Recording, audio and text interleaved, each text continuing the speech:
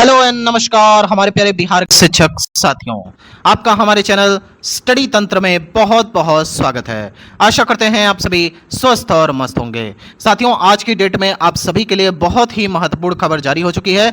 खास तौर पे यहाँ पे बिहार के जितने भी हमारे शिक्षक थे या फिर ऐसे यहाँ पे जितने भी विद्यार्थी थे या कंपटीटर थे जो कि यहाँ पे आगामी बीपीएससी टीआरई 4 की तैयारी कर रहे थे, उनके लिए बहुत बड़ी खबर जारी हो चुकी है। आप सभी के लिए यहाँ पे सुखद खबर शिक्षा विभाग ने दे दी है और डोमिसाइल नीति को यहां पर मंजूरी करते हुए कैबिनेट से स्वीकृति भी प्रदान कर दी गई है। साथियों, यहां पर आपके लिए एक और अपडेट है।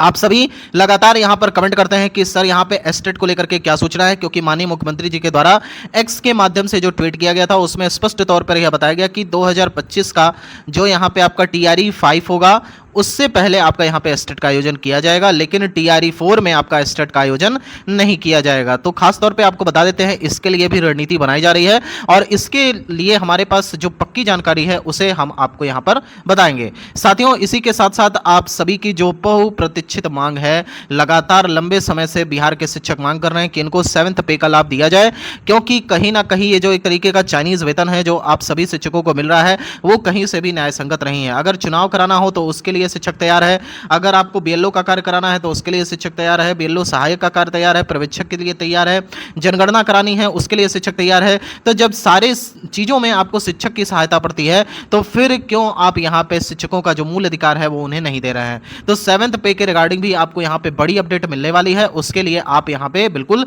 बने रहें। साथियों, इसके अलावा आपको यहां पे डोमिसाइल पे टोटल गुणागणित बताएंगे कि किस प्रकार से डोमिसाइल के आज की डेट में लागू होने से बिहार के शिक्षकों को इसका एक बड़ा लाभ देखने को मिलेगा और किस प्रकार से यहां पे अन्य राज्य के जो शिक्षक अगर वीडियो देख रहे हैं तो उनको भी एक तरीके से यहां पे मौका मिलेगा और किस प्रकार से वो अपनी तैयारी को गति दे सकेंगे ताकि वह भी अपनी एक सीट सुनिश्चित कर सकें। साथियों, संपूर्ण अपडेट आपको इस वीडियो में मिलेगा, लेकिन वीडियो स्टार्ट करने से पहले आप सभी से एक रिक्वेस्ट है, यदि आप हमारे चैनल पर नए हैं तो चैनल को सब्सक्राइब कर लें, क्योंकि हमारा चैनल लगातार ऑथेंटिक और genuine update Bihar teacher transfer, साथ ही साथ डोमिसाइल और विभिन्न जो मुद्दे हैं उसके रिगार्डिंग अपडेट देता रहता है। चलिए साथियों, वीडियो स्टार्ट करते हैं। साथियों, जैसा कि आप स्क्रीन पर देख सकते हैं यहाँ पे प्रेस वार्ता यानी कि जो प्रेस रिलीज की गई है उसमें किस प्रकार से चीजों को समझाया गया है। अगर आप स्क्रीन पर देखें तो कुल 100 रिक्त पदों के आधार पर नियुक्ति से संबंधित यहाँ पे प्रतिवेदन है। इसमें आप देख सकते हैं जब यहाँ 2023 के परिप्रेक्ष्य में जो पिछला वाला जिसमें डोमिसाइल को हटा दिया गया था उसके आधार पर जो स्थिति थी उसका वर्णन यहाँ पे किया गया। जैसे यहाँ पे अगर रिजर्व कैटेगरीज की बात करें, चाहे वो बीसी हो, ईबीसी हो, SC ST और यहाँ पे रिजर्व फीमेल और साथ ही साथ EWS, तो इनको मिलाकर के टोटल जो आरक्षित पद थे वो थे 60%। यानी कि अगर यहाँ पे मान के चलते हैं टोटल सीटें 100 हैं तो यहां पे पहले 60 जो सीटें थी वो इन सभी कैटेगरीज के लिए रिजर्व हो जाती थी। तो ओपन कैटेगरी में कितनी सीटें बचती थी? टोटल 40, यानी कि 40 सीट में आपके बिहार के भी शिक्षक आते थे, चाहे वो किसी भी कैटेगरी से बिलोंग करते हो। साथ ही साथ यहां पे जो अन्य राज्य के शिक्षक हैं वह भी इसी में फाइट करते थे। और अगर यहां बात करें तो आप देख सकते हैं आरक्षित के जो 40 पद बचते हैं उनमें यहां पे 35% यानी कि 14 पद महिलाओं के लिए भी आरक्षित होती थी और शेष जो अनारक्षित 65% होता था, यानी कि 26 पद बना 100 के हिसाब से, वो बिहार और बाहर के निवासियों के लिए खुला हुआ था। लेकिन आज जो कैबिनेट स्वीकृति के माध्यम से नई नियमावली को संशोधित किया गया है उसमें अगर आप देखें तो ये वाली स्थिति तो पहले जैसी ही है, जिसमें 60 पद पहले भी आरक्षित थे, अभी भी आरक्षित हैं। लेकिन जो मेन यहां पे खेल हुआ है वो हुआ है आपके अनरिजर्व वाली सीट के साथ, यानी कि जो डोमिसाइल लागू किया गया है वो एग्जैक्टली पहले भी था 60% सीट्स पे केवल और केवल बिहार के जो यहां पे कैंडिडेट्स थे जो कि रिजर्व कैटेगरी से बिलोंग करते थे वही फाइट कर सकते थे। लेकिन अब यहां पे 40% सीटें अभी भी ओपन कैटेगरी में थी, जिसको लेकर के यहां पे बिहार के युवा लगातार मांग कर रहे थे कि इन 40% सीटों में भी हमें यहां पे लाभ दिया जाए, क्योंकि पहले से यहां पे डोमिसाइल नीति लागू थी और कहीं ना कहीं अगर बिहार के शिक्षकों को इसका लाभ मिलेगा तो बिहार के शिक्षक अपने प्रदेश में नौकरी कर पाएंगे और बाहर यहां पे जाने से बचेंगे। तो आपको बता देते हैं अब यहां पे परिवर्तन क्या हुआ है। तो देखिए, पूर्ण रूप से पहली बात तो ये डोमिसाइल लागू नहीं हुआ है, इस बात को समझ लीजिए। ये जो डोमिसाइल है लगभग यहां पे 85% तक पहुंच चुका है, यानी कि ऐसे समझ लीजिए कि बिहार में अब 85% आरक्षण है और 15% यहां पे ओपन कैटेगरी यानी कि ओपन सीट्स रहेंगी।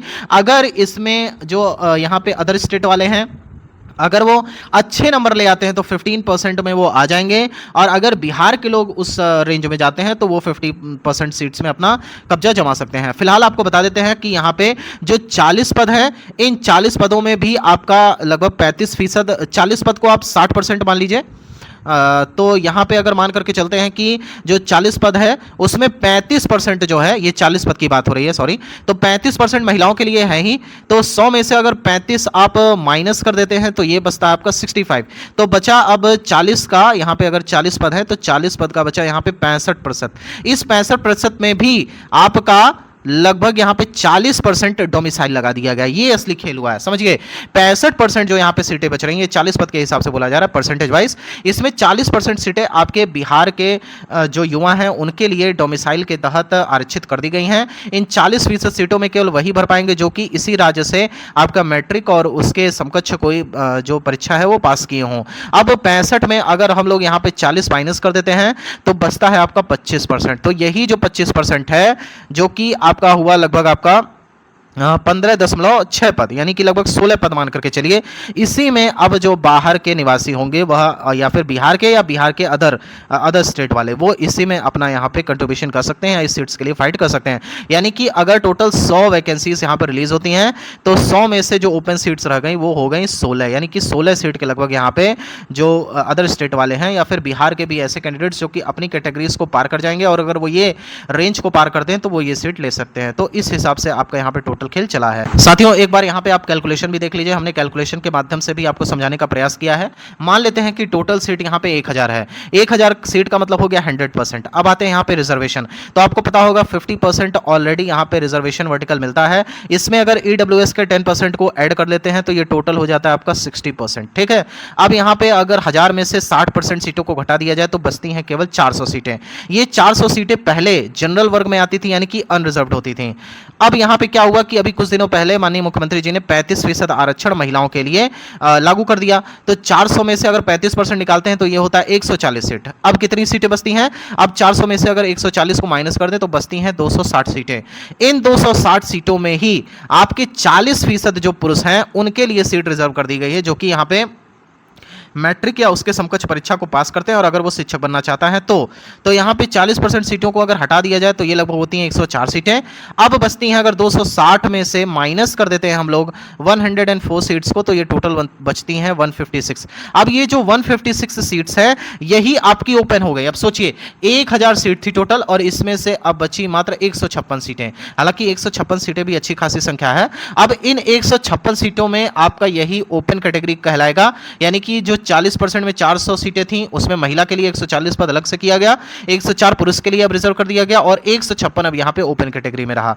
अब सोचिए ये तो हुई 1000 पद की बात। अगर यहां पे मान लीजिए 10,000 सीटें आती है तो 10,000 सीट के हिसाब से जो ओपन कैटेगरी की सीटें रहेंगी वो रहेंगी 1560। और अगर मान लीजिए जैसा कि माननीय मुख्यमंत्री जी बता रहे हैं या अलग अलग अधिकारी यहां पे जो बता रहे हैं कि टीआरई 4 में लगभग यहां पे 1 लाख प्लस सीटें आने वाली, तो 1 लाख प्लस सीटों के हिसाब से जो ओपन कैटेगरी की सीटें बैठती हैं वो होती हैं 15,600, यानी कि 15,600 पद यहाँ पे जितने भी अदर स्टेट वाले हैं, चाहे वो कहीं के भी हों, यूपी, झारखंड, पश्चिम बंगाल, छत्तीसगढ़, राजस्थान, कहीं के भी हों, वो इसमें फाइट कर पाएंगे।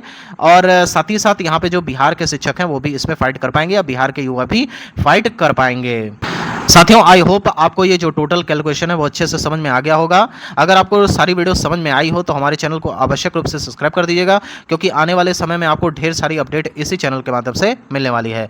साथियों, अब यहाँ पे बात कर लेते हैं 7th पे के रिगार्डिंग। तो देखिए 7th पे के रिगार्डिंग जो सूचना प्राप्त हो रही है 15 अगस्त से पहले, बड़ी खबर आपको बता रहे हैं, 15 अगस्त से पहले यहाँ पे प्राप्त जानकारी के अनुसार माननीय मुख्यमंत्री जी के द्वारा आप सभी के इस बिहार राज्य में 7th पे कमीशन को लागू किया जा सकता है, क्योंकि आगामी समय में यहाँ पे 8th पे कमीशन भी आने वाला है और उसके लिए जरूरी है कि 7th पे कमीशन आपके राज्य में रहना चाहिए। तो आप याद रखिए कि आप सभी के लिए बड़ी खबर है, 7th पे कमीशन आपका यहाँ पे 15 अगस्त से पहले हर हाल में जारी हो जाएगा। साथियों, अब यहाँ पे बता देते हैं डोमिसाइल से अब क्या बदलेगा बिहार में। तो डोमिसाइल से यही बदलेगा कि अब जो पहले ज़्यादा सीट्स थी ओपन कैटेगरी के लिए, अब कहीं ना कहीं उनमें से बहुत सारी सीटें जो हैं लगभग 65% सीटें अब बिहार में वापस से मर्ज कर दी गई। अब यहाँ पे केवल और केवल 25% सीटें जो कि आपकी 15% सीटों के बराबर होती हैं वो ही अब अदर स्टेट और साथ ही साथ बिहार राज्य के लिए बची हैं। तो जितने भी यहाँ पे अगर काबिल स्टूडेंट्स होंगे या अदर स्टेट की ही बात कर लेते हैं तो वो इन सीट्स पे फाइट कर सकते हैं। इसके अलावा बिहार में भी जितने भी हमारे शिक्षक हैं, युवा साथी हैं, वो इसमें फाइट कर पाएंगे। साथियों, यही टोटल गुनागणित था। हालांकि डोमिसाइल से काफ़ी बड़ी मात्रा में यहाँ पे बिहार के शिक्षकों को, बिहार के युवाओं को फायदा देखने को मिलेगा, ये बात सत्य है।